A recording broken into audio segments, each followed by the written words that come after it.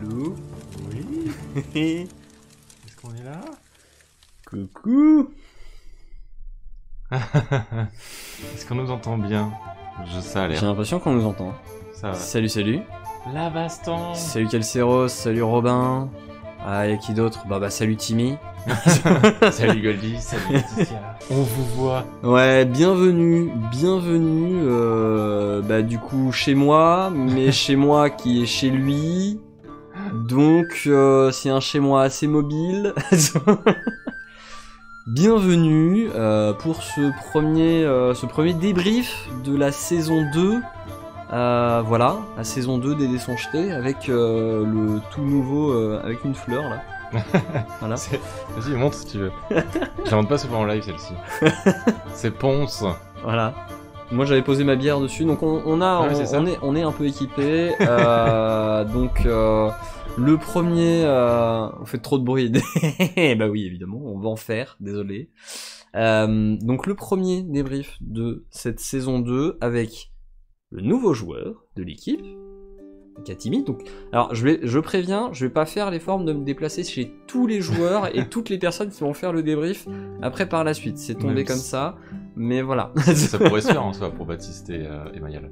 Oui, ça pourrait se faire, mais après il faudrait que j'aille à Paris pour aller chez Milk.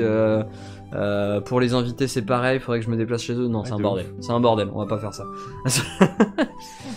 Bon bah du coup, alors je vais vous expliquer comment ça va se passer ce soir, parce qu'on est un peu timé en termes de temps, parce que potentiellement moi il faut que je parte à 22h.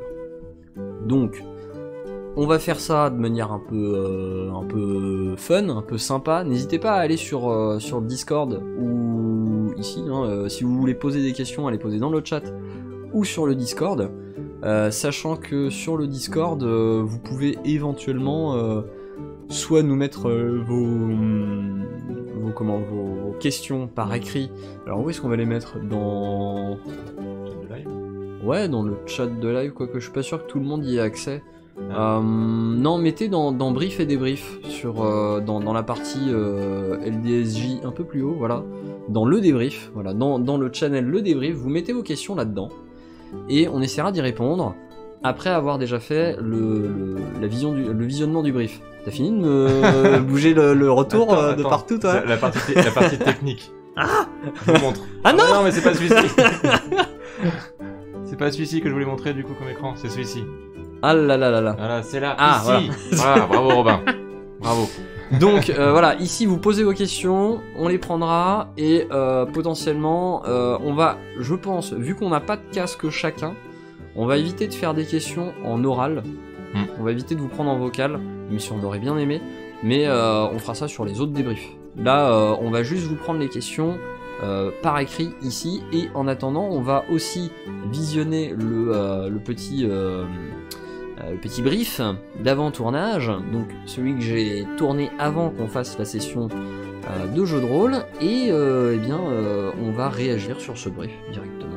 Parce qu'il s'est passé pas mal de choses avec ton personnage, avec les personnages aussi de Mayal, Eldebaf et Mibi. Et puis voilà. Du coup, oulala. Pendant que je suis en train de régler certaines choses. Vas-y, continue. Non, bah du coup, j'attends la vidéo, quoi. C'est bon, on va pouvoir y aller. Oui. Désolé. Pour ce tout premier brief pour la saison 2, et oui, ça y est, c'est le début de la saison 2, on se retrouve là pour évoquer ce qu'il va se passer au cours de cette toute première session qui verra s'enregistrer donc les épisodes 1, 2, 3 et 4. Ça va certainement nous réserver quelques surprises, mais avant tout une mise en matière, une mise en route de la saison 2. Alors ça va pas durer très longtemps. Surpris en fait que l'enceinte a capté le Bluetooth et ça sur une reprise de la saison, donc je pense que le brief va être assez court, brief en 2 parties, une partie plutôt même plutôt en 3 parties si je puis dire, une partie plutôt avec Sae, le nouveau personnage, celui de Timmy, une partie avec les 3 autres, Mayal, Mibi, Eldebaf, et une partie en commun. Avant toute chose et avant que j'aille plus loin, je rappelle que c'est du spoil, ce que je vais dire évidemment. Si vous n'avez pas vu les épisodes 1 à 4 de la saison 2, eh bien allez voir les épisodes 1 à 4 de la saison 2. Et autre chose aussi, je risque très fortement, je vais même spoiler la saison 1, donc si vous n'avez pas vu l'intégralité de la saison 1 et que eh bien, vous souhaitez la regarder, sans vous spoiler, arrêtez la vidéo ici et allez voir la saison 1. Si ça ne vous dérange pas, si vous êtes au courant et que vous assumez tout à fait vos choix... Tout ça, c'est le spoiler alert, quoi. J'ai changé un peu les animations. Alors, saison 2 qui va commencer d'abord avec le personnage de Timmy. Nous allons explorer son personnage, l'introduire, mais pas physiquement. Dans un premier temps, on va l'introduire plutôt dans son aventure à lui. On va rentrer presque in medias res, puisqu'on aura quand même une petite introduction écrite, mais on va pas le décrire. On peut mettre pause et en parler. On va garder. Justement, donc parce que du coup, effectivement, on t'a pris sans faire la description de ton personnage. Et du coup, c'est moi-même qui ai dû amener justement ça, et je trouvais ça vachement intéressant, tu vois, en sachant que du coup, je vais pouvoir développer justement le plus en plus ce que je veux faire dire à mon personnage en plus de ça, tu vois, c'est ça qui est cool. En fait, c'est pas ce qu'on dit de moi, c'est ce que moi je vais dire de moi-même. Et donc, du coup, je vais pouvoir tourner ça comme je veux un petit peu. Et du coup, d'ailleurs, spoiler alert pareil, mais il y a eu un moment où dès le premier épisode, je crois. Genre, j'ai fait une bourde dans mon background que je m'étais fixé. Parce que du coup, j'ai dit que j'étais un vagabond et pas un prêtre. Tu vois, mais en fait, derrière, j'ai tourné ça de façon en fait à me faire passer pour un vagabond quand même. C'est ça, mais moi en fait, dans cette phase justement de RP que t'as fait, où effectivement le but c'était que, en fait, de faire une sorte de scène pré-générique, si on veut, avec ton personnage pour un petit peu introduire, faire un prélude, et en gardant toujours ce mystère de se demander mais qui est-ce qu'il est, qu'est-ce qu'il va faire, etc. Ça capuche. Sachant que voilà, c'est des mécaniques qui fonctionnent très bien en livre généralement. Salut Taogura, comment tu vas?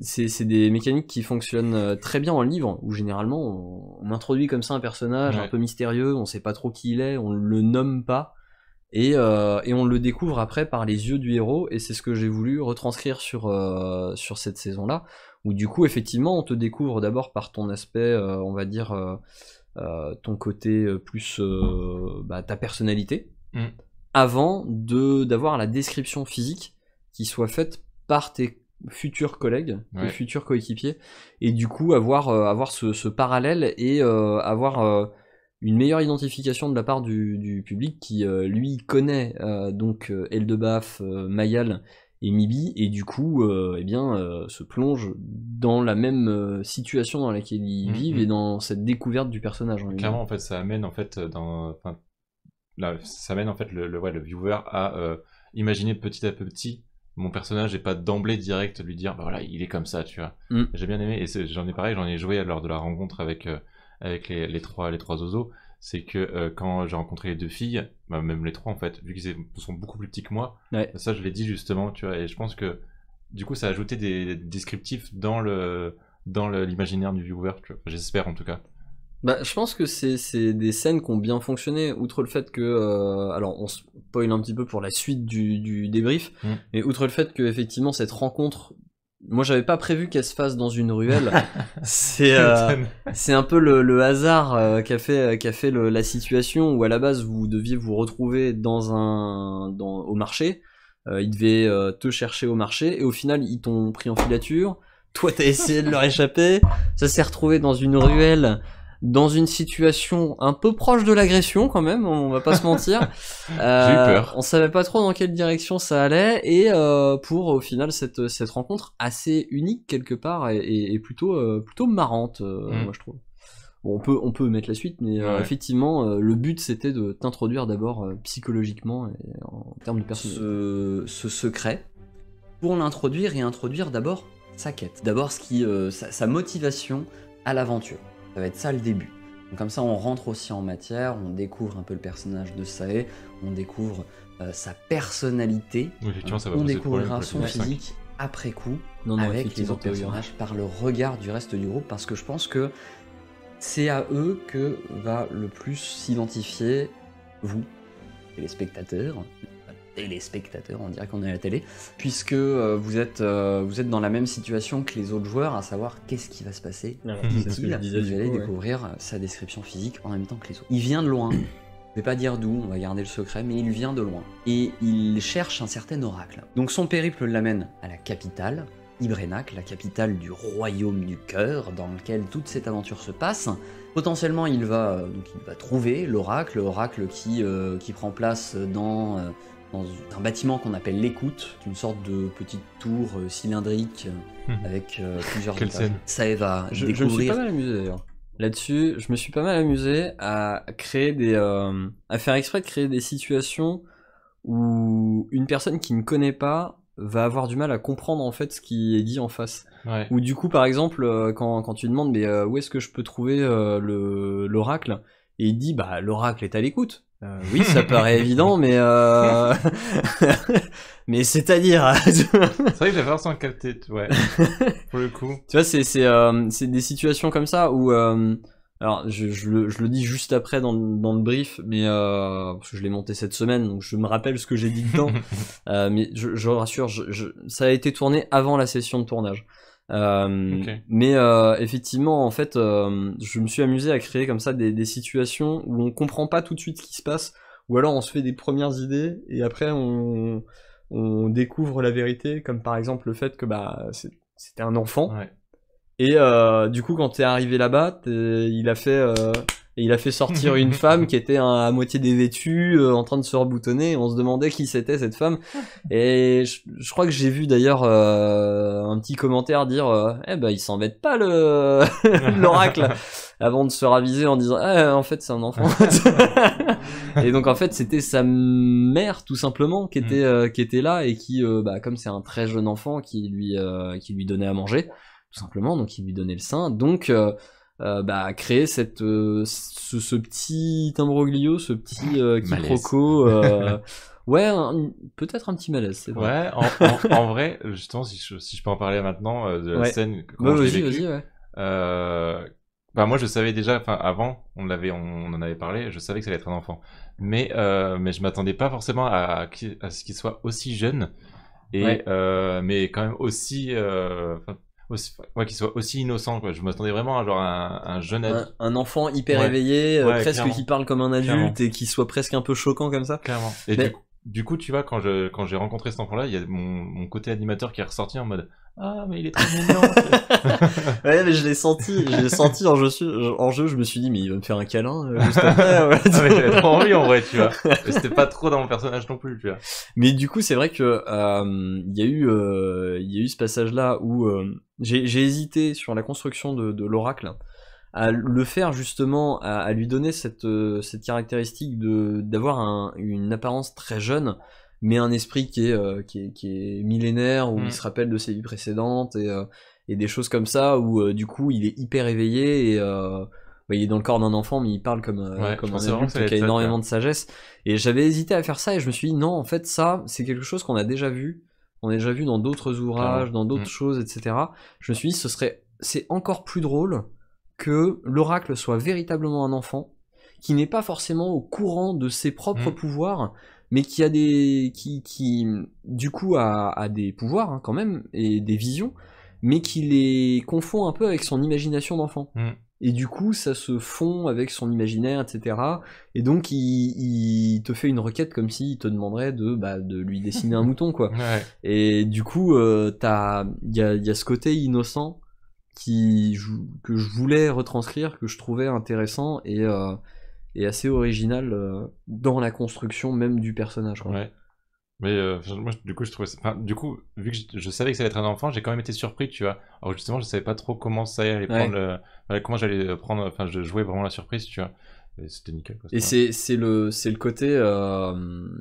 côté pur de l'enfant qui n'a pas de croyances particulières, qui n'a pas d'aversion, d'intolérance, etc. Et du coup c'est vrai qu'on se demande, vu que c'est un enfant qui est isolé, qui a assez peu de relations, on se demande si au final sa demande assez est motivée par le fait que il est pas d'amis et que il aimerait bien avoir plein d'amis qui soient un peu tous différents parce que au niveau de ses jouets, tous ses jouets sont différents, ou est-ce que c'est vraiment une vision qu'il a reçue? Et du coup je pense qu'il y a toujours cette question potentiellement qui trotte dans la tête de Sae. Peut-être que lui, on est convaincu que c'est véritablement la mission de l'oracle. Ah mais complètement même. Moi, je l'ai vraiment joué de cette façon, à ce que Sae en fait prenne ça comme content et que vraiment son but, enfin, c'est vraiment sa quête principale à lui, c'était pas forcément de traîner avec les 3 oiseaux, mais de rallier les peuples. Et donc du coup, il passe par le fait d'être avec 3 races différentes. Les 3 oiseaux. C'est comme ça que je les appelle du coup. Je sais pas si les autres sont sur le live. Si, parce que je crois que je les avais déjà appelés comme ça aussi durant le tournage. Mais du coup, vu que c'est 3 autres races différentes, bah déjà, il y a quand même déjà une coalition qui se fait, tu vois. Et donc du coup, c'est là où mon personnage, il peut déjà commencer sa quête. Il y a ce côté un peu message divin de se dire, j'ai reçu cette quête et dans le même temps, je rencontre un groupe de personnes qui vient tous d'origines diverses. Ouais. Et ça. Qui correspond à cette quelque chose. Cette quête, quoi, ouais, clairement. Et quelque part, ton personnage prend un peu la suite de Kratel, qui lui-même, en fait, la création du groupe, en voyant réunis comme ça une alpheline, un nain et une gnome, s'est dit, c'est quand même assez saugrenu comme rassemblement. Clairement. Et donc ça doit être un message des dieux, ça doit être quelque chose qu'ils essayent de faire passer comme message et une volonté des dieux et il faut que je la suive. Et du coup c'est ce qui a donné le début de la saison 1 et c'était plutôt intéressant de voir la vision de Kratel se métamorphoser en quelque chose, même si elle est pas totalement encore métamorphosée, tu vois, je pense, parce que justement durant les 2 premiers épisodes ils en parlent beaucoup, tu vois. Bah c'est très récent encore pour eux d'avoir perdu Kratel. Et c'est vrai que la vision de Kratel, lui, il a vu quelque chose là-dedans sans savoir quoi. Il a entreaperçu quelque chose et il s'est dit il faut continuer dans cette voie-là. Et c'est là où le sacrifice de Kratel est assez fort parce que du coup effectivement il se dit que il y a quelque chose à jouer qui est bien plus important que sa propre vie. Et du coup, il laisse partir ses camarades en se disant bon, moi, mon destin, c'est de m'arrêter là. Eux, ils doivent continuer. Et du coup, ils vont trouver la clé qui les mènera au destin que j'ai entrevu. Cette pression. Est-ce que cette clé, c'est toi? Ou est-ce que cette clé, c'est un message que tu vas amener? C'est autre chose, tu vois? C'est, pour l'instant, l'aspect prophétique est bel et bien présent, mais il reste encore très flou, quoi. Ouais, clairement. Et bon, moi je sais où je veux les amener, mais... Moi non, du coup. Cet oracle, il n'est autre qu'un enfant, donc c'est assez étonnant. Et d'ailleurs, si on peut revenir sur ça, moi, je te l'avais dit du coup, mais je fais en sorte que mes compagnons ne sachent pas que c'est un enfant, et du coup... Oui. Théoriquement, du coup, au niveau RP, ils sont pas censés le savoir encore. Ah, pour l'instant, non, ils ne le savent pas. Et du coup, moi, je vais essayer de justement garder ce secret-là au maximum pour justement donner vraiment la surprise de si jamais ils le rencontrent ou... ou non, mais même donner vraiment du dur à ma quête, tu vois, et de vraiment partir du principe que ma quête est vraiment importante et que ça a été donné par une entité vraiment importante. Ouais, que ce soit un enfant ou un adulte, au final, ça reste l'oracle et il faut le suivre. Et donc, du coup, ça vraiment cherche à être hyper bienveillant par rapport à ça et à protéger du coup l'oracle de tout jugement en fait par rapport à son apparence, quoi. Bah, d'autant plus que tu vois ça a été dit en fait, l'oracle se déplace un petit peu dans le royaume et sur toute l'île un peu en secret quelque part parce que tu vois il est arrivé à l'écoute mais il y a assez peu de monde qui est au courant qu'il est à l'écoute à part ceux qui le cherchent et qui posent les bonnes questions et du coup il y a ce côté effectivement l'oracle est jeune. Et il faut le protéger, il faut l'aider à arriver à maturité pour mener lui-même sa propre quête aussi. C'est ça. C'est le but justement des prêtres d'Orun. Exactement. Essayer de faire en sorte qu'il y ait certains petits quiproquos, certaines situations qui évoquent autre chose jusqu'à ce qu'on découvre que c'est un enfant. Et puis, eh bien, l'oracle va donner... Il va s'entretenir avec Sae, il va parler avec Sae, lui demander de jouer avec lui. Simplement. Et alors, au milieu de tout ce charabia d'enfants, de tous ces jeux, il y aura certainement quelques petites infos. Alors après, voilà, il y aura certainement à interpréter tout ce qui va se dire. Est-ce que ce qu'il dit est le fruit de ses visions, ou est-ce que ce qu'il dit est le fruit juste de son imagination débordante et de son envie de jouer. Ça va être Sae. Voilà. C'est dur à dire. Ça est, ça est, ça est, ça c'est. Tu sais, d'ailleurs. Et ça c'est fait. Tu sais que il faut savoir que du coup nous, quand on joue, on a forcément Roll20 et tu dis quand même très très souvent ça et là surtout. Tu dis souvent ça et là et ouais et du coup mes compagnons de jeu de rôle font souvent la blague dans le chat textuel de Roll20 en disant ça et là. C'est genre c'est hyper redondant. Ouais non mais j'avoue que ouais moi je fais effectivement des ça et là de temps en temps sans forcément m'attendre à ce que enfin sans forcément faire exprès, c'est vrai. Salut Ali, comment tu vas? Ali. Salut Estier, comment allez-vous tous? Installez-vous, on débrief sur les 4 premiers épisodes. J'espère que vous êtes à jour, hein. Attention, ça va spoiler. Donc ouais non effectivement ça est c'est ça etc c'est compliqué parfois. Hein. Et pour revenir peut-être juste une petite chose, vu qu'on enregistre aussi pour YouTube.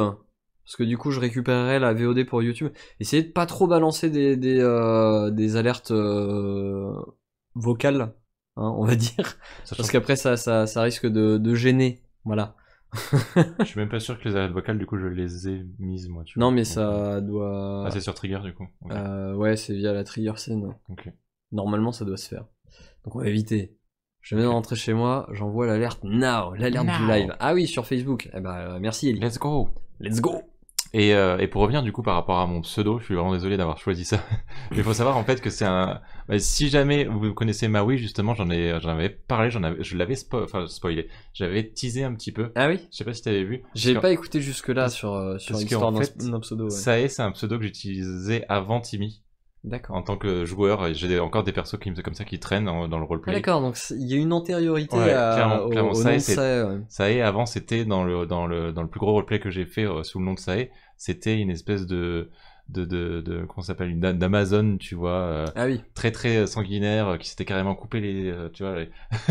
D'accord, oui, non mais t'as pas besoin voilà. de décrire. C'était une folle, quoi, c'était une grosse folle. Du coup, j'avais joué ça et du coup, j'en avais parlé durant l'histoire d'un pseudo de Maui. Et je lui avais dit, bah voilà, ça y est, j'espère que je réutiliserai ce pseudo un jour et tout. Alors je savais que j'allais le réutiliser, quoi. Oh le mec, comment il tease, quoi. Mais tout le monde ne le savait pas, tu vois. On va faire en sorte qu'ils rencontrent les autres personnages. Je laisse à la discrétion pour l'instant cette situation-là parce que je ne sais pas encore exactement comment ils vont se rencontrer. Ça va dépendre un peu de ce que font chacun et chacune. Ensuite, ça va être Eldebaf, Mimi et Mayal.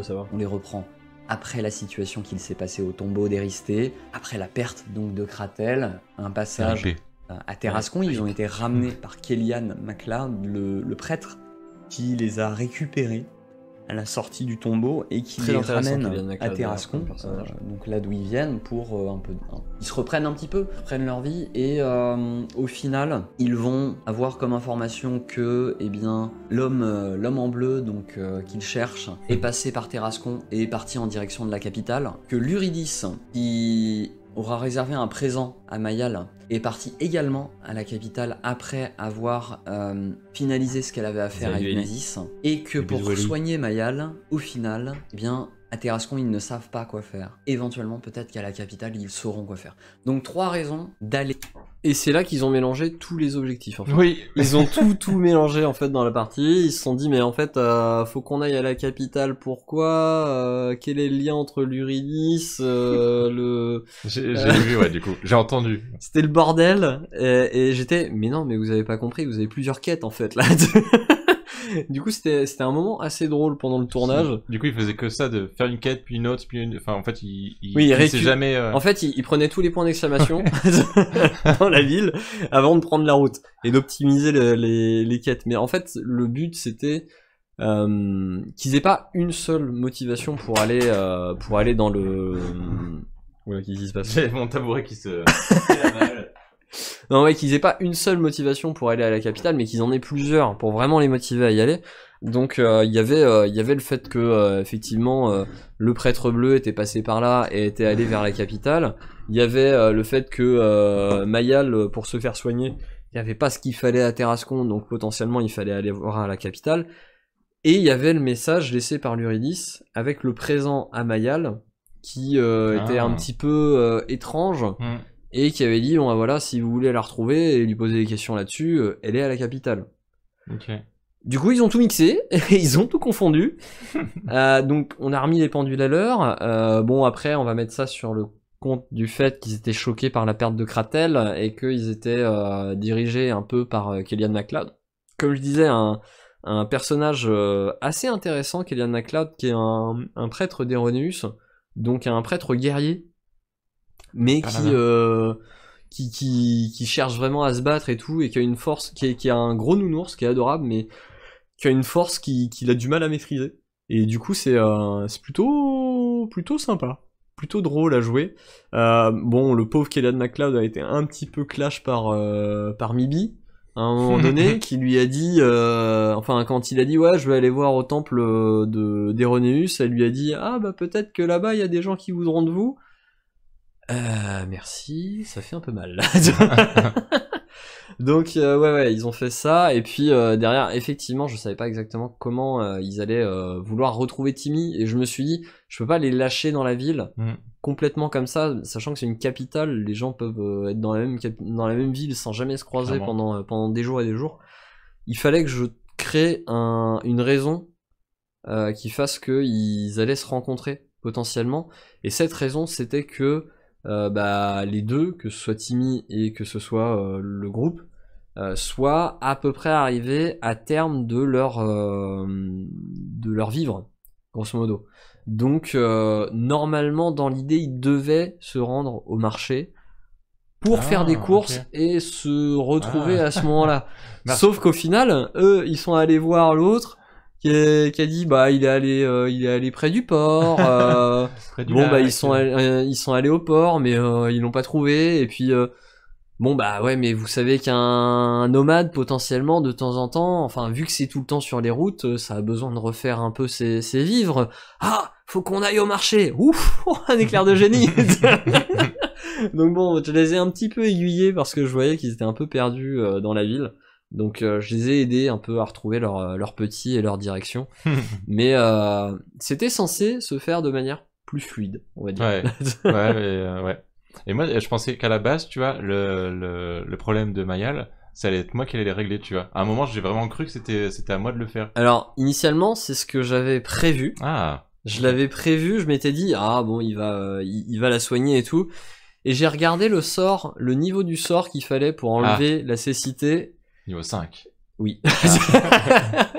Clairement, t'avais pas encore le niveau, donc je me suis dit, bon. Et sachant que t'es un prêtre encore assez jeune, ça paraissait pas normal que tu aies déjà accès à ce genre non plus de pouvoir. Clairement.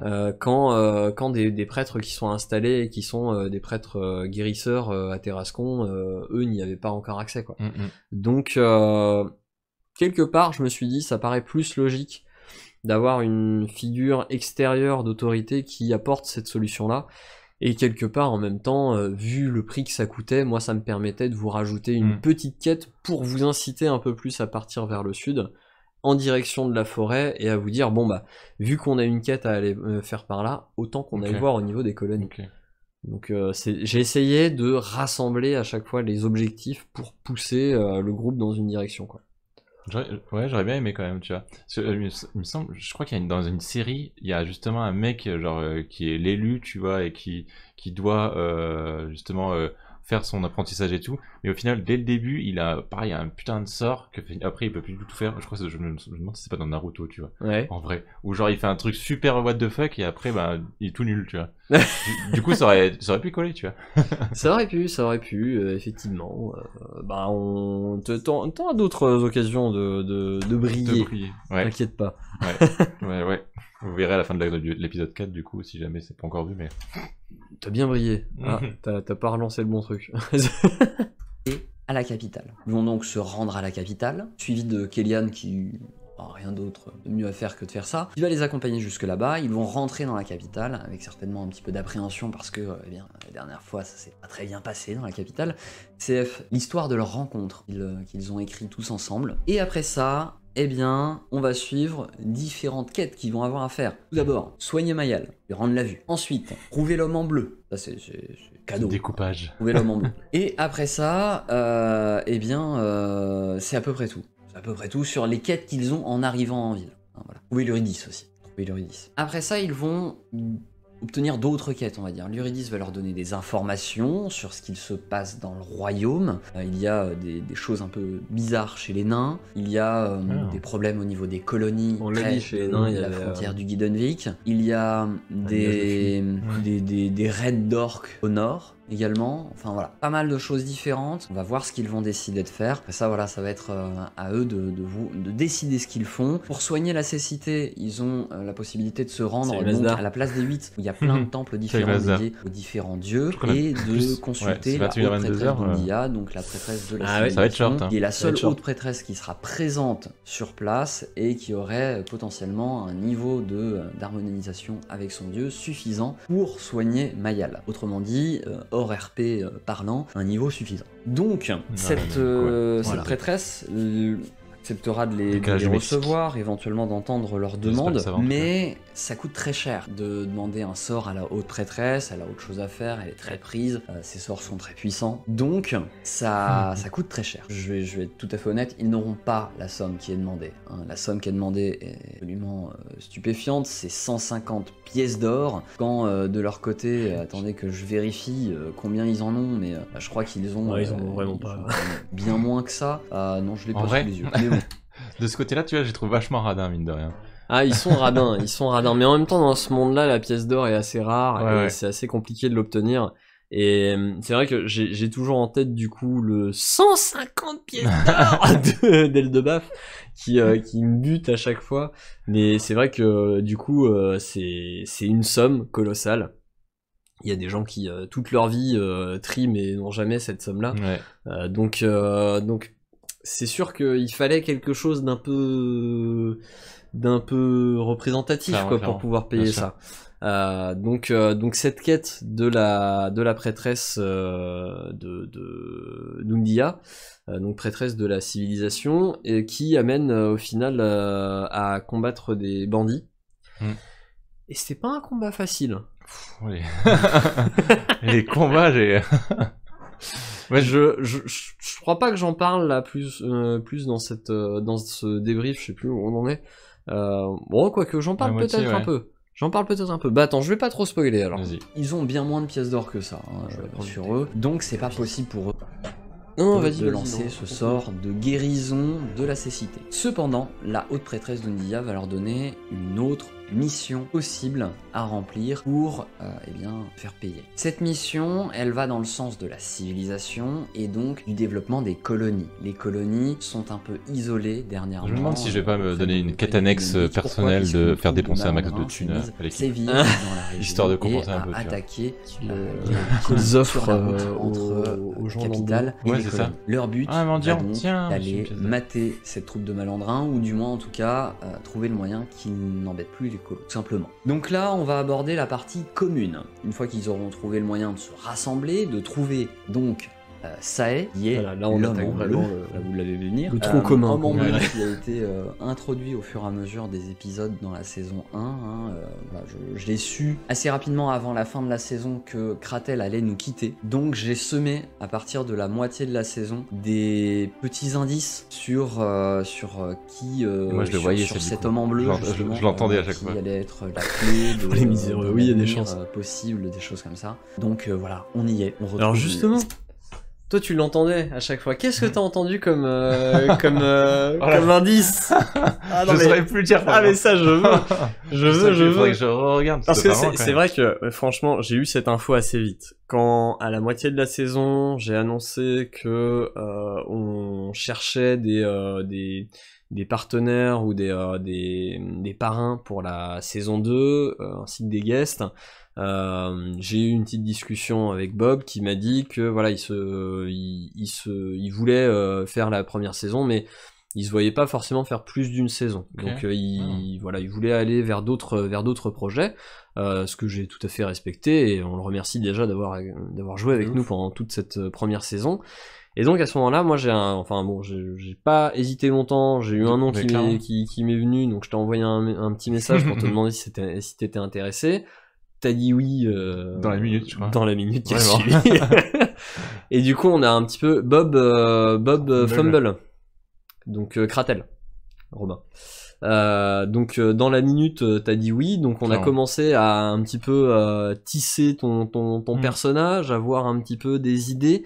Et il y a eu un live, je crois que c'était sur Pathfinder Kingmaker, que j'étais en train de faire un live où j'ai fait une sorte de prêtre demi-orc bleu. Ah oui, un peu. Ouais. Parce qu'on aimait bien, on trouvait le concept intéressant sur le live, quand je l'ai fait moi avec le chat. Et du coup tu m'as dit en hors live du coup j'aime bien l'histoire, j'aime bien l'idée et tout, j'aimerais bien faire un demi-orc bleu prêtre, donc on est parti sur cette idée là. Moi j'avais juste ce côté prêtre bleu grosso modo quand j'ai écrit la suite du scénario pour la deuxième moitié de la saison 1, et du coup effectivement j'ai semé quelques petits indices à droite à gauche par le truchement de Kratel, on va dire. Est-ce que tu t'en rappelles un peu ou pas du tout? Il y en a un que je me rappelle, et au final c'était pas un indice. Ouais. Je te l'avais dit par Discord, mais je sais plus exactement ce que c'était, mais je me souviens avoir fait directement, je regardais l'épisode YouTube, et j'ai mis pause, je suis directement allé le voir sur Discord, je fais, oh putain, tu m'as mis l'indice, là j'ai reconnu, et tu m'as dit, en fait, pas du tout. Mais je sais plus ce que c'était. Alors, il y avait un premier indice qui était dans le temple d'Éristé, où en fait c'était la prophétie que Kratel lisait, où à un moment donné je l'ai pris tout seul, et il a vu une prophétie sur un des murs, oui, je me rappelle. Et il a lu cette prophétie, et il a repéré notamment une erreur de traduction du langage du Premier Âge sur la prophétie, où c'était écrit le ciel clair, où c'était écrit le ciel clair comme un ciel qui était éclairé, alors que en fait dans le texte en langage du Premier Âge au-dessus, le ciel clair désignait plutôt le clair comme étant le prêtre en soi.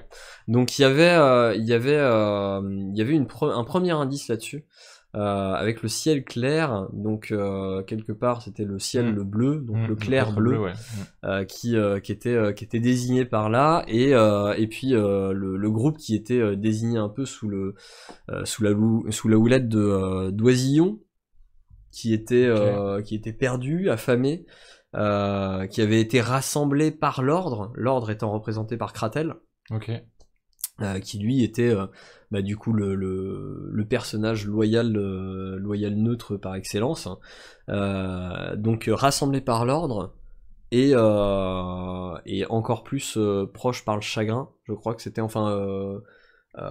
lié par le chagrin. Je crois qu'il y avait ça dans la prophétie, lié par le chagrin, donc c'était la perte de Kratel. Et au ciel clair doivent trouver leur destin. C'était quelque chose comme ça que j'avais fait.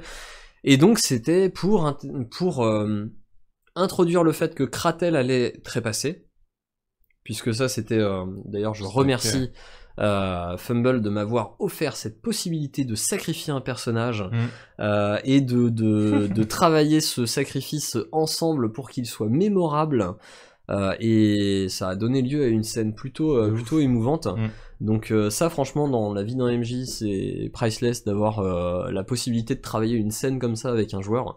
Donc merci beaucoup. Et donc on a un petit peu teasé le fait qu'ils allaient devoir se débrouiller sans Kratel et trouver une autre attache, on va dire, en la personne de Sae. Donc ça c'était le premier indice. Deuxième indice, qu'est-ce qu'il y avait eu? Alors c'était toujours par rapport à des visions de Kratel. À un moment donné, il avait vu une main bleue, je crois, dans un de ses rêves. Et je crois qu'il n'y avait pas eu grand chose de plus à part cette main bleue et un marteau au côté, qui avançait dans un espèce de champ. Lui, il l'a interprété comme étant, il n'avait pas capté le bleu et il l'avait interprété comme étant annonciateur de sa propre mort. Ah oui. Et donc il se voyait lui marcher dans les champs de blé. Il n'y a pas de marteau en plus. il a pas de marteau. Donc il y avait une petite incohérence, mais il l'avait pas tout à fait bien interprété. Et la toute dernière, évidemment, c'était au moment donc de la mort de Kratel, où il a eu une toute dernière vision d'un prêtre, d'un homme à la peau semble-t-il bleue, avec un capuchon et un médaillon. Sur l'avant, donc médaillon à multiples faces représentant Orun. Donc voilà, ça c'était les indices qu'il y avait à retrouver dans la saison 1. N'hésitez pas à re-regarder la saison 1 pour retrouver les indices. Alors je vais vous faciliter la tâche, regardez la deuxième partie de la saison 1. Regardez pas la première. Donc voilà, donc ça c'était comme ça que j'avais introduit gentiment l'arrivée de Kratel et de Sae, pardon. Et derrière, eh bien, on a pu créer un peu plus en avant ton personnage. Mais on va pas tout dévoiler sur ce personnage parce qu'il y a encore un beau voile de mystère à lever. Sachant que j'ai vraiment essayé de travailler l'histoire du mieux que je pouvais. Genre, je me suis vachement documenté justement sur l'univers en fait dans lequel je voulais le faire nourrir, parce que du coup, ce qui avait été bien, c'est que quand tu m'as dit directement que je pouvais créer mon personnage, c'est que je pouvais, en plus de créer mon personnage, c'était de créer son origine vraiment, et du coup de partir vraiment de rien, d'une base neutre quoi. Et donc du coup j'ai pu directement partir sur le fait qu'ils viennent justement, je sais pas si on l'a déjà... Ne spoil pas trop, on le découvrira. C'est le personnage qui vient du plus loin. C'est le personnage qui a ses origines qui sont les plus éloignées. Mais par contre, ce qui est intéressant, c'est que tu as eu la possibilité, parce que les orques bleus n'existaient pas dans mon monde initialement. Et du coup, quand tu m'as fait cette proposition, j'ai adoré, et je t'ai dit, bah vas-y, banco, go, crée les orques bleus et la société des orques bleus, et on va l'intégrer dans le monde, et comme ça, tu t'auras une origine vraiment qui sera propre à ton personnage. Et du coup, tu as créé ça, et vous découvrirez ça. Et j'ai certainement à un moment donné, alors pas tout de suite, parce que je pense que là ils sont pas rendus d'aller dans cette direction là. Mais j'ai hâte quand même, tu vois, de retomber sur un dialogue entre camarades justement, genre une taverne ou quoi, et de pouvoir raconter un petit peu mon histoire justement à ce niveau là quoi. Alors c'est possible que dans les épisodes après l'épisode 8, puisque là nous on les a déjà tournés jusqu'à l'épisode 8, qu'après l'épisode 8 on fasse un focus beaucoup plus RP, justement parce que les choses se sont enchaînées un peu à 100 à l'heure sur les 8 premiers épisodes, et là ça va être le moment où justement la saison va se poser et où les langues vont se délier. Donc c'est l'objectif, ou c'est la réincarnation du tonton d'Eldebaf. On verra ça, le tonton d'Eldebaf. Je pense qu'on en entendra parler là avec son histoire, son histoire de Stone Arcane. On en entendra parler. Je l'ai pas oublié celui-là. Le tonton d'Eldebaf, je l'ai pas oublié du tout. C'est si drôle comme histoire.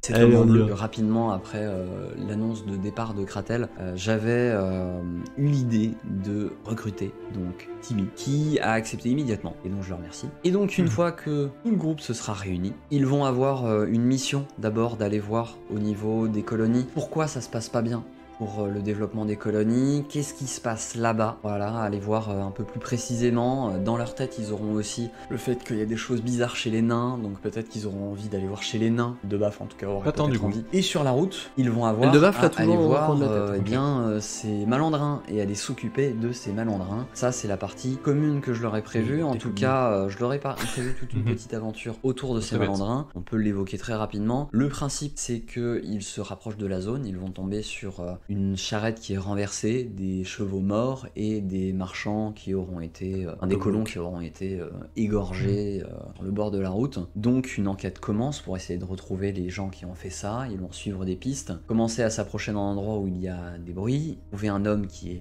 attaché, qui est en réalité l'ancien chef de la troupe de malandrins, l'ancien chef qui s'appelle Atrios, et qui en fait s'est fait doubler. Donc initialement c'était une petite troupe de marginaux qui a juste voulu vivre en dehors de la société, en dehors aussi des taxes qui sont imposées par le royaume, sauf que des hommes de son groupe, donc des seconds, ont décidé autrement, puisqu'ils trouvaient que c'était plus lucratif de détrousser des passants, donc ils ont pris la tête du groupe, ils ont pris la tête aussi du chef, ils ont attaché le chef, ils en ont fait un exemple pour que tous les autres les suivent, et après ça, ils ont attaqué les marchands sur la route. Donc c'est Atreus qui vont retrouver l'ancien chef, il va leur demander de l'aider à retrouver sa place de chef et pour ce faire de détruire, de tuer le nouveau chef de la troupe ainsi que ses seconds qui terrorisent l'ensemble de la troupe qui leur obéit. Voilà, ça va être pour la quête un peu commune pour cette session. Je pense qu'on aura à peu près rempli les cases. Je pense qu'à la limite, on aura peut-être un ou deux récits d'aventuriers, donc de nos chers aventuriers lors du voyage. Sinon, je pense qu'on n'est pas trop mal. Et je vous donne rendez-vous du coup pour les épisodes 5, 6, 7 et 8, ainsi que le brief donc de cette seconde session qui interviendra à la fin donc de l'épisode 8. J'espère que ces épisodes vous ont plu. On change un petit peu le format des briefs et débriefs. C'est pas vrai. Puisque le débrief sera en live sur la chaîne Twitch. Et donc du coup je vous donne rendez-vous tout de suite. Normalement, je pense que ce sera avec Timmy puisque c'est le nouvel arrivé, nouvel arrivant. Donc ce sera intéressant de le faire intervenir là-dedans et d'avoir son avis. Alors il sera peut-être accompagné d'autres personnes du groupe. Non. On verra. C'est pas encore décidé, ça va dépendre de ce qui se passe dans la session, qui est le plus impliqué, qui aura fait le plus de choses remarquables. En attendant, prenez soin de vous, amusez-vous, j'espère que ces épisodes vous ont plu, et puis à tout de suite pour la partie débrief. Voilà, donc bon, on a fait le tour de ce brief, mais c'est vrai que c'est intéressant de voir que, alors, à chaque fois on sort un peu de tout ce qu'on a prévu, de tout ce qu'on a pu prévoir, et du coup au niveau de cette quête justement avec Atreus, avec les bandits, évidemment je me suis un peu inspiré de ce qu'on a pu voir sur accompagné de Mélana. Oui, elle est pas très loin, non, elle est pas là. Même pas. On a pu voir un peu une réalité qui a pu s'entendre aussi au Moyen-Âge, par exemple, des gens qui voulaient sortir du système du royaume, vivre en dehors des taxes parce qu'ils n'arrivaient pas à vivre comme ça, et qui au final vivent de rapine, tout simplement. Là pour le coup, ça s'est fait, mais initialement c'était pas leur volonté de vivre de rapine. Ça a un petit peu dévié, un petit peu dérivé, et vous êtes beaucoup méfié d'Atreus. Il y a eu beaucoup de méfiance, à savoir est-ce que c'est un piège, est-ce que voilà. Je pense que c'était mon personnage qui était trop craintif par rapport à ça. Mais non, Eldebaf était très craintif aussi. Hein. Mais ça, j'ai pas encore réussi justement à faire ce que je voulais par rapport au fait d'intégrer le personnage vraiment dans l'équipe et dans l'univers, du coup, par rapport au fait que... on va aller voir les questions aussi, évidemment. Mais vas-y, continue. Mais je pense que mon personnage se veut timide, mais du coup, actuellement, je le fais plus craintif que timide. Donc il faut que je réussisse à trouver l'équilibre. Alors n'hésitez pas à poser vos questions soit sur le chat, soit sur le Discord. On va y répondre. Donc vas-y Calceros, pose ta question, n'hésite pas. Ça va tomber sur une panthère des neiges et réussir à la dompter. Alors déjà il serait pas vraiment dans son élément, hein, je pense, face à une panthère des neiges, déjà que t'es pas vraiment un personnage à l'aise avec les animaux, forcément. Non, pas forcément. Déjà pas forcément avec les humains non plus. Déjà. Et c'est pas parce que je suis bleu que je vois. Ah, est-ce que Monsieur Sneaky apprécie le nouveau venu? Ça, c'est le plus important. Je l'ai pas encore vu. Alors, Monsieur Sneaky, déjà, a à vivre avec une seconde double personnalité de Mibi, maintenant, qui est le collier, et c'est déjà une cohabitation pas simple. Donc, Monsieur Sneaky a d'autres problèmes à se poser que l'arrivée de Sae. On verra quand on recevra Mibi dans les débriefs, savoir ce que Monsieur Sneaky pense de ça, mais je crois que l'acclimatation s'est plutôt bien passée, Mibi étant une personne plutôt ouverte et facile à vivre, on va dire, dans le groupe, au final. Mais je pense pour le coup, ça est justement à déjà... Enfin, mine de rien, plus d'attirance vis-à-vis de Mibi, parce que du coup, elle est dans le contexte un petit peu magique, là où les deux autres sont beaucoup plus manuels. Et elle a cette bienveillance envers les gens. Cette bienveillance née de la naïveté intrinsèque à sa personnalité de Mibi. C'est une personne qui qui voit le bien un peu partout, foncièrement, sans forcément trop s'intéresser plus que ça à ce que disent les gens, et parfois cette excès de naïveté fait que bah du coup elle va accueillir les gens à bras ouverts sans même les connaître. Donc je pense que effectivement c'est certainement celle qui t'a accueilli le plus facilement Clairement. Dans le groupe. Ouais, je pense aussi. Mayal étant restée un peu en retrait dans un premier temps, en observant la scène, en étant un petit peu méfiante, et elle de baf t'ayant pressé de questions un peu indiscrètes de son côté. Donc non, je pense pas que ce soit tant Monsieur Sneaky qui se méfierait de Sae que d'autres personnes du groupe, même si pour l'instant t'as l'air d'avoir montré que tu... je fit bien, ouais. Ouais, que tu fitais bien, que t'étais là pour en plus soigner des plaies. Clairement, beaucoup les tiennes aussi. Comme vous l'avez pu voir, on l'a vu dernier épisode, du combat. L'épisode 4 là, la fin du combat. Ouais. Alors, il y a des gens qui, à la fin du combat, j'ai eu un commentaire sur YouTube qui en fait n'avait toujours pas compris que t'étais un prêtre. Ah.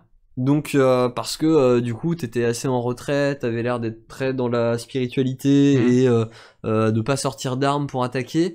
Du coup il y a eu des suggestions de une sorte de moine mixé avec un magicien. Je crois qu'il y avait ce questionnement de la part d'un viewer que je trouvais pas inintéressant, parce que c'est vrai qu'au final tu n'as pas attaqué pendant ce combat, révélant une des personnalités de ton personnage qui est le côté assez pacifique. Clairement. Voilà. Et je trouvais ça intéressant effectivement, vu la représentation du personnage en bure très sobre et très modeste, de le rapprocher en fait d'un moine. C'était pas... Mais pour le coup, tu vois, c'est pas infondé, puisque à la base j'avais hésité justement entre moine et prêtre. Mais là, je voulais un truc justement qui vienne soigner.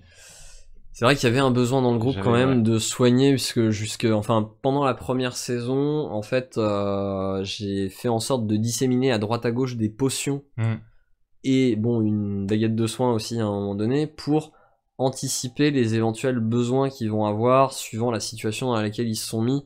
Parce qu'ils n'avaient pas de réels soigneurs dans le groupe. Kratel était censé devenir un soigneur avec les niveaux, parce qu'il allait prendre des niveaux d'inquisiteur et avoir quelques capacités de soigneur, mais c'était des capacités de soigneur relativement limitées. Et donc du coup, il y avait un certain déséquilibre dans le groupe qui, moi, me poussait à rééquilibrer au final avec de l'équipement, quoi, tout simplement. Mais là, du coup, effectivement, tu étais venu rééquilibrer tout ça, quoi. Alors, question, est-ce que c'est une quête annexe de retrouver les parents de Mayal? C'est totalement une quête annexe. Je pense qu'on a tous, de toute façon, une quête annexe. Vous avez tous... En fait, c'est pas vraiment des quêtes qui vous sont données, mais des pistes associées à votre background, en fait. Et derrière, effectivement, on peut comprendre ça comme des quêtes annexes, mais les parents de Mayal, c'est clairement pas de la quête principale, mais ça fait partie des éventuels objectifs que Mayal peut avoir, ou pas du tout.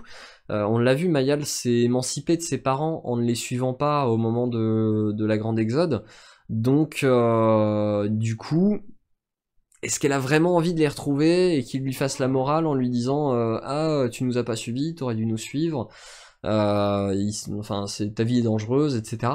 Est-ce qu'elle a vraiment envie de ça? Je ne pense pas.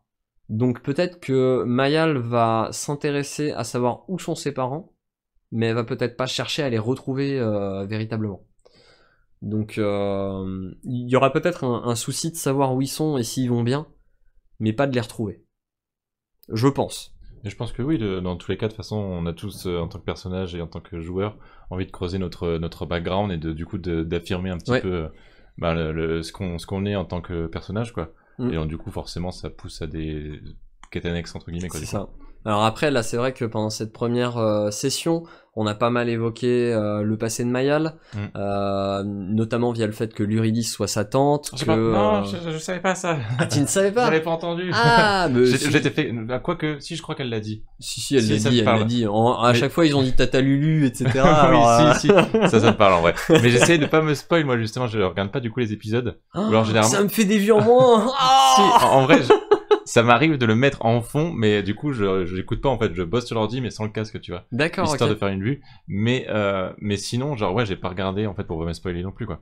Mais ouais, non, effectivement, après, voilà. Le background de Mayal était effectivement pas mal évoqué dans ces épisodes-là. Après, voilà, je pense que, de toute façon, ils ont pris en relief au cours de la première saison. Toi de ton côté, ton personnage va prendre en relief, va prendre du relief au fur et à mesure pendant cette saison-là. Et de leur côté, eux, maintenant qu'ils ont pris ce relief, il va falloir qu'on aille justement creuser plus en profondeur. Et c'est là que leur histoire personnelle va entrer en compte. Est-ce que derrière leur histoire va entrer en lien ou pas avec l'histoire principale? Ça, vous le découvrirez. Moi, de mon côté, j'ai un petit peu prévu des choses.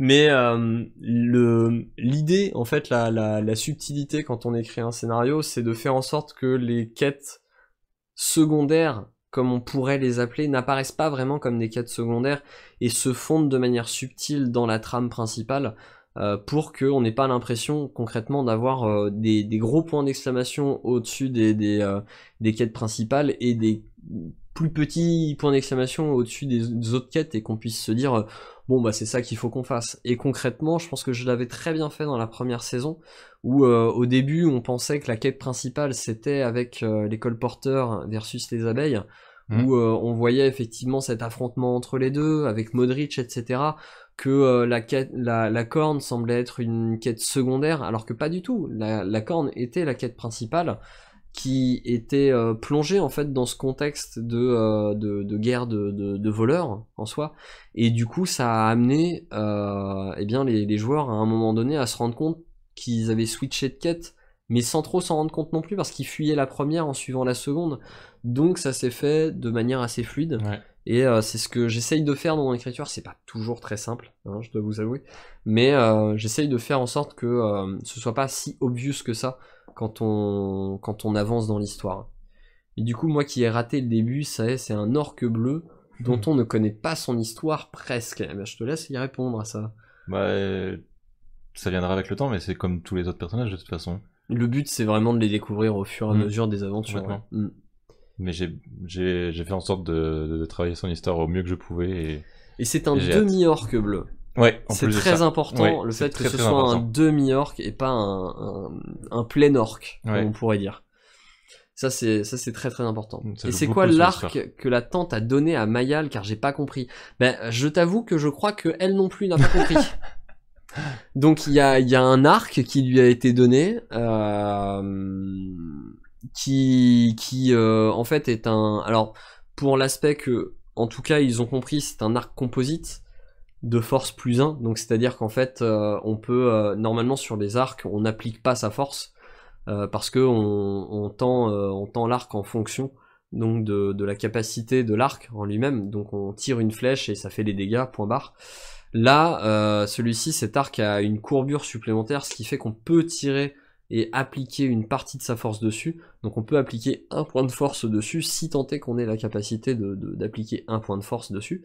Donc ça c'est la première chose de l'arc, mais il y a eu une petite mention sur les capacités de l'arc, que je garde à la discrétion jusqu'à présent. J'attends que Mayal interprète cela, ou qu'elle tombe par hasard sur la capacité de l'arc. Non, sur cette vidéo aussi, Maya. Sur cette vidéo aussi potentiellement, mais non, je pense que... Alors ça peut arriver, si au bout d'un moment, elle creuse pas plus, je pense que j'essaierai de... Non, pas au forcing, mais de, tu vois, faire une situation où... sur un échec critique, ou sur un échec où elle fait tomber un truc, elle se rend compte qu'il se passe quelque chose, ou des choses comme ça, tu vois, pour l'inciter à s'intéresser un peu plus à l'arc et à se dire il est pas commun, et il y a l'air d'y avoir quelque chose autour de cet arc. Donc voilà, sachant que ils s'en sont pas plus intéressés que ça. Je crois qu'ils l'ont un peu rangé dans un coin pour l'instant, et puis basta. Donc on va voir ça. C'est comme Rexxar dans Warcraft, il est demi-orc, demi-ogre. Alors là, c'est demi-orc et demi-humain. Spoil. Alors pour donner des informations en termes de lore sur mon monde, pour info, toutes les races ne sont pas compatibles en termes de reproduction. C'est vrai qu'on n'avait pas forcément... On n'en a pas forcément parlé, et les nains par exemple ne sont pas compatibles à la reproduction avec les humains. Tout simplement parce qu'ils n'ont pas la même origine de fabrication, si je puis dire, plus ou moins. C'est-à-dire qu'en fait, les humains et les elfes sont les premiers nés d'Orun. Les premiers êtres à avoir été façonnés par Orun avant même que le temps ne commence à s'écouler et que le temps ne soit une donnée qui soit existante. Donc, ce sont les premiers nés. Et à partir de ces premiers-nés, dans un plan qui s'appelle le plan de l'ombre, dans lequel il y a eu beaucoup d'esquisses, beaucoup d'essais, donc dans cet endroit-là, en fait, les autres dieux, les enfants d'Orun, donc enfin non, ceux vraiment qu'on appelle les premiers-nés, c'est les dieux. Les seconds-nés, ce sont les humains et les elfes. Donc les premiers-nés ont voulu un petit peu manipuler la vie avant d'en avoir véritablement l'autorisation de la part de Rune. Et donc ils l'ont fait dans un plan caché, dans le plan de l'ombre, où du coup ils ont créé d'autres races à partir de ces deux premières races. Il y a eu Galiem, par exemple, qui a créé les alphelins à partir d'une souche à partir d'un elfe, à partir de voilà. Il y a eu des essais qui ont été faits, des croisements qui ont été faits, les orques ont été créés à partir des elfes, mais donc du coup c'est pour ça qu'ils sont aussi compatibles avec les humains, parce que ça a été une déformation des elfes et que les humains et les elfes étaient déjà compatibles entre eux, parce qu'Orun les avait créés comme tels. Les nains, en revanche, eux, ont été créés de toutes pièces à partir de la roche par Tran. Et donc du coup ils ont un sang qui est en partie minéral et qui fait qu'ils ne sont pas du tout compatibles avec les humains. Et c'est la subtilité des elfes noirs également. Les elfes noirs, ce sont des elfes qui ont été par le truchement d'essais divers des dieux, coupés avec des nains, en fait, plus ou moins. C'est-à-dire qu'ils ont été... leur sang a été... le sang des elfes qu'ils ont pris comme base a été coupé avec le sang de nains. Donc ils ont ce côté un peu minéral dans leur sang qui fait que ils ne peuvent pas non plus se mêler avec des humains. Donc il y a des choses comme ça. Un jour. De quoi? D'elfes noirs, du coup. C'est possible. Attends, en vrai, c'est tout à fait possible. J'aimais bien l'idée. Bah, les elfes noirs, c'est très intéressant, mais alors, pour le coup, en fait, c'est un monde dans lequel j'ai déjà fait pas mal de parties de jeux de rôle et dans lequel j'ai développé pas mal de civilisations.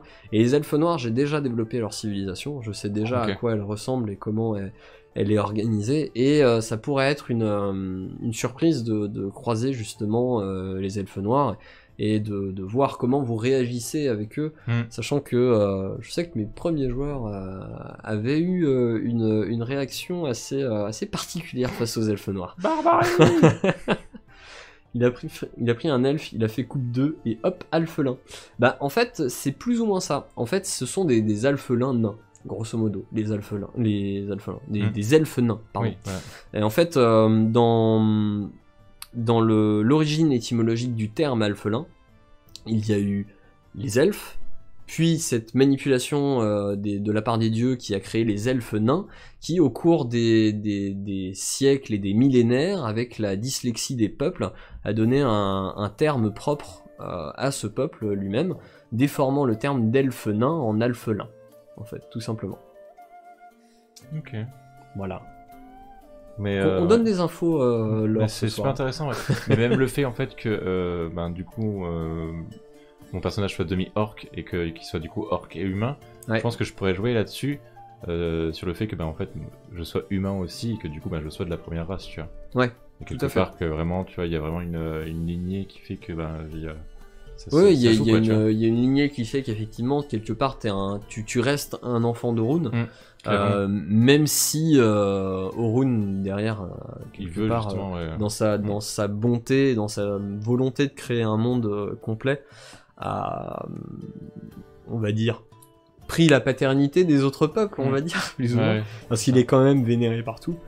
C'est quand même lui qui a créé à peu près tout, hein, donc voilà, il y a pas mal il y a une complexité dans les relations entre les dieux, entre le père des dieux et ses enfants, entre la manière dont ils ont fait tout ça, sachant que tout ce que j'ai raconté sur les manipulations des races, etc., le fait qu'ils aient récupéré les esquisses d'elfes et d'humains pour en créer des variantes, etc., ça s'est fait avant même que l'an 0 n'existe, puisque ça s'est fait avant que le temps n'existe, et que le temps commence à s'écouler, qu'il devienne une vraie variable de ce monde.